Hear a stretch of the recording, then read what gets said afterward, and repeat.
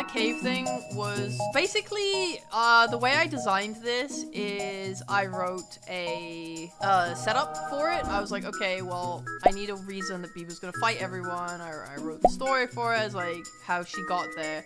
And something that I knew I needed was a setup at the beginning of the story. I needed someone to kind of be like, here's the exposition. And originally I planned it to be Mume.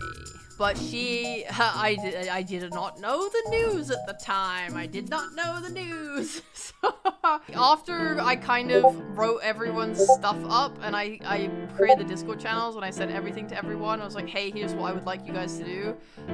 For Mume, it was meant to be a narrator's role. So what I wanted was I wanted her to be the opening character, and then I wanted her to then narrate over the entire game. Like every time they would travel between fights, I wanted like 20 seconds of dialogue. I actually have some like examples because I wrote some. I wrote 2 and then I didn't write anymore because I ran out of time. So she was not able to do it. And then I was like, oh, what about like anyone else? I was like, because think about it, like who's even left at that point? It's like, okay, Kiara's busy and Crony's busy and Guru's busy and everyone's busy, so I was like, everyone's busy. I was like, well, who? I was like, is there anyone else who can do it? And then Biboo was like, do you want to do it? I was like, really? Can I? That would be crazy. I mean, if that was like put me in an actual hololive stream, like holy shit, that is fucking amazing. It's surreal, right? It's like, it's hololive, it's like this biggest thing ever, it's like this coolest stream I've ever made, and I'm literally in it as a character. It's like fucking crazy.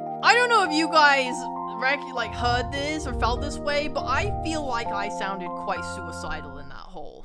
Yes. They gave me a gemstone they created, telling me it would restore the powers I had on Earth back to me. Claims about trying to reverse the calamity, and that I could help them do it. But by whatever design it was made, it began to corrupt. I watched as many more beings, creatures, demons, myths, appeared here, regained their powers, and fell under the Worldsmith's control. And the reason was, I was really trying to emulate like a Dark Souls NPC that's like depressed as shit. And the reason for that was because after Biboo purifies the gem, I wanted my character to become hopeful and more like animated in my voice.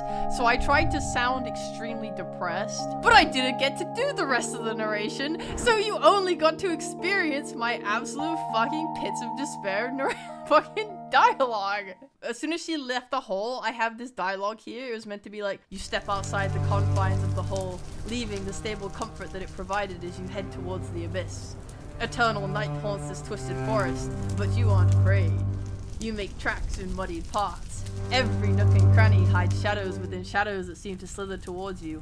When you press ahead, they writhe in anger and begin to coalesce, spilling over each other until they form one whole, painting the silhouette of a figure that suddenly gains definition. And then Callie was gonna appear. I had one for Bay as well. Bay is where I had to stop writing because I was like, this is taking too much time.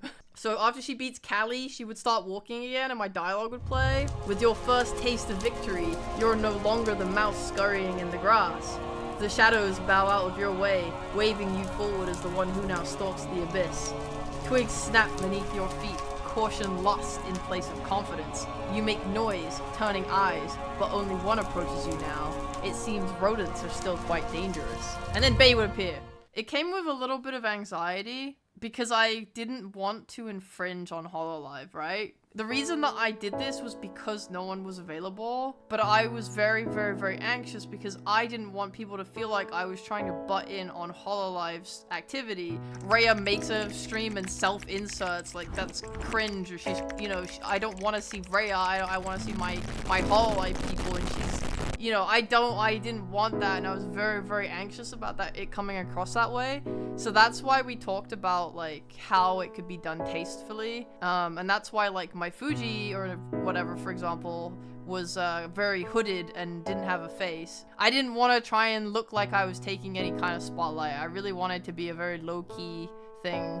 I think people like that love me obviously are happy for it. I just don't want to come across weird to anyone else that doesn't really know me or doesn't care too much. But yeah, I'm glad people in Holosphere really like what I do though. It makes me very happy. Your narration felt like a fun Easter egg to me. Lots of people in the chats I hung around and didn't even know it was your voice, but everyone who did know was excited. Oh, that's cute.